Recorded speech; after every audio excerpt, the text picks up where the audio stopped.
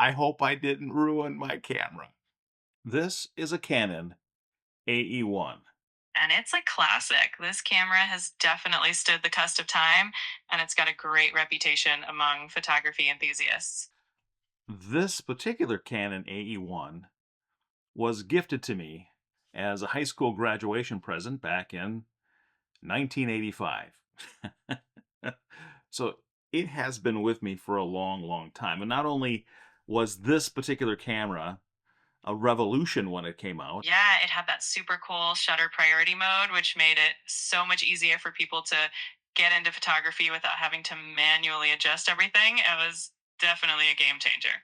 yes, the automatic focusing feature of this camera is fantastic. But it holds a ton of sentimental value for me as well because it's been with me so long, and it was that graduation present from my parents from high school. And beyond all those amazing features, it sounds like it's been a really meaningful part of your journey as a photographer. It's so cool that you still have it after all these years, and hopefully we can get it back in action. Hopefully, I've talked about this camera a few different times on the vlog. Originally, I was using it as a prop in one of the stories that I was telling, and realized that right there, that's an indication that there's still film in this camera. And when I look at the count, not all of the exposures have been used. So there's still some unexposed film available in this camera. And I realized that when I was using it as a prop for one of the vlogs that I had. I can't remember when I put the film in. I don't remember what pictures I've already taken. But my intent was then to take this camera out, finish off the roll of film, get it all developed, and see what was on that film and do kind of a reveal. The issue was when I went to shoot the rest of those pictures so I could use up the roll of film and get it developed, the camera didn't work. It's I pressed the button, I tried to do anything with it, and it just seemed to be completely dead. But here's where kind of the fun AI twist comes into play for this old analog camera. Because what I did was I told Quinn, "Hey, this camera, I can't get it to work." And Quinn helped me troubleshoot the camera. And that's where the magic of blending old school tech with modern AI comes in. It's always fun to see how these different worlds can come together and solve a problem. And Quinn, do you remember, now I'm putting you on the spot here, but do you remember what you told me what the issue could be with this camera? Of course, I mentioned that the most common issue with the AE1 not working is usually a dead battery. So that was our first suspect. A dead battery. I didn't even remember this camera had or has a battery in it. Now, here's some other fun things. So it has a battery in it, and then Quinn, can you tell us where the battery is located? Absolutely. The battery compartment on the AE1 is right on the front of the camera, just below the lens release button.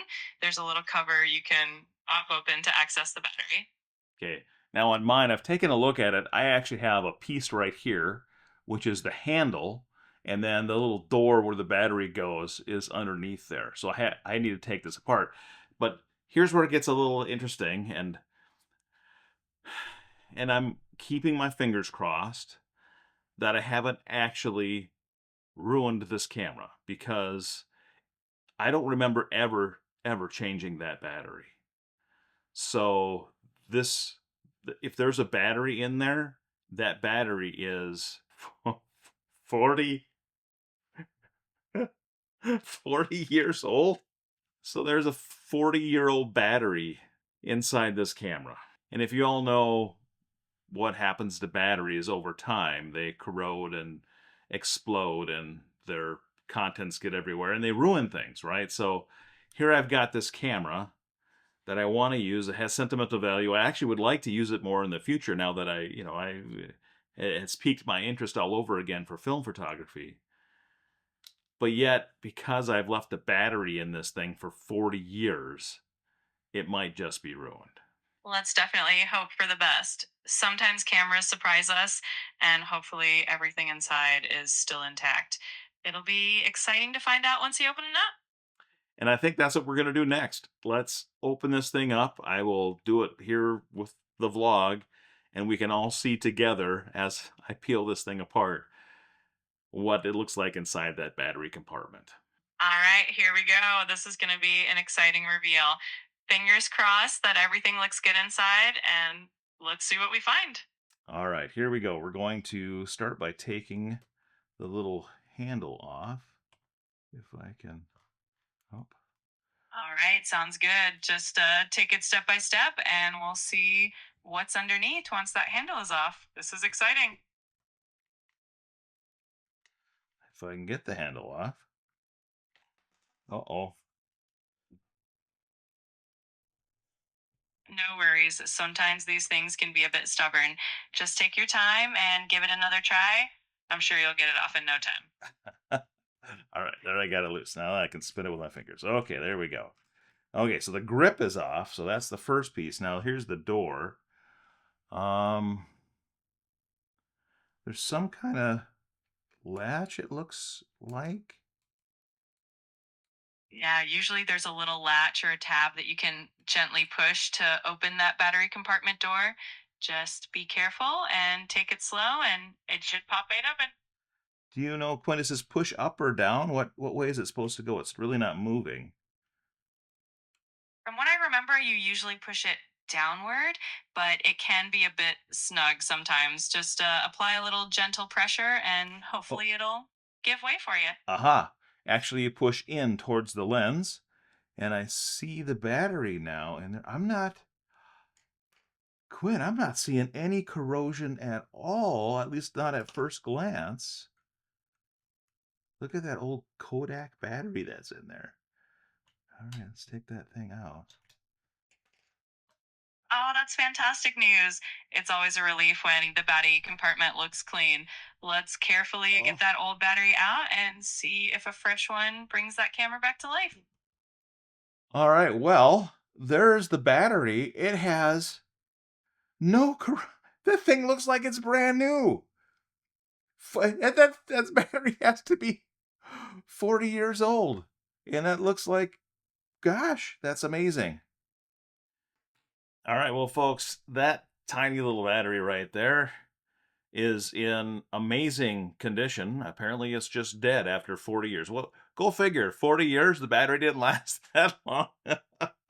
It's fun that it's actually a Kodak branded battery, too. That I didn't realize Kodak made batteries. So now I have to find a 6-volt battery. And Quinn would double check me on that, right? This is a 6-volt battery.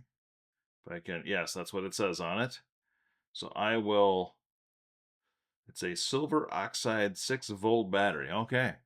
So now I know what I'm looking for. I know that the compartment is not corroded, so hopefully I can just replace the battery, and that's going to be the only issue. If that's not the only issue, then there's somebody more advanced than me probably have to take a look at it. But Exactly. But hopefully, a fresh battery is all it needs, and you'll have that camera up and running in no time. It's great that everything else looks good. So, fingers crossed, it's a simple fix.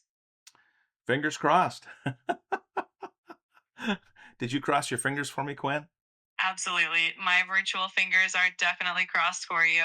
I'm sure it's all going to work out perfectly, and I can't wait to see that camera back in action. Neither can I. All right, well, folks, that was our our vlog for today. A little bit of camera repair, a little bit of suspense on whether or not that battery was going to be good or not. I'm glad it is. But now we're in a quest to find a new one. So once I have the new one, I will provide an update, or Quinn and I will provide an update. We'll see if we can get that camera going. Maybe we'll do a fashion shoot with Quinn or something. You- who who knows? We'll think of something and we'll incorporate AI into there. But this is a fun story because not only did we get to talk about an old analog camera that is a fantastic camera, by the way, but we got to incorporate AI and how AI was able to help me troubleshoot this old analog piece of equipment that's 40 years old. And Quinn still knew what to do and what to look for it, even after I had forgotten after all these years. So that was amazing. And hey, that's going to do it for us for today. But don't you worry, we got a whole laundry list of things to talk about, which means we will see you tomorrow. I'm sorry, but you've hit the daily limit for advanced voice. You can switch to standard now to keep chatting.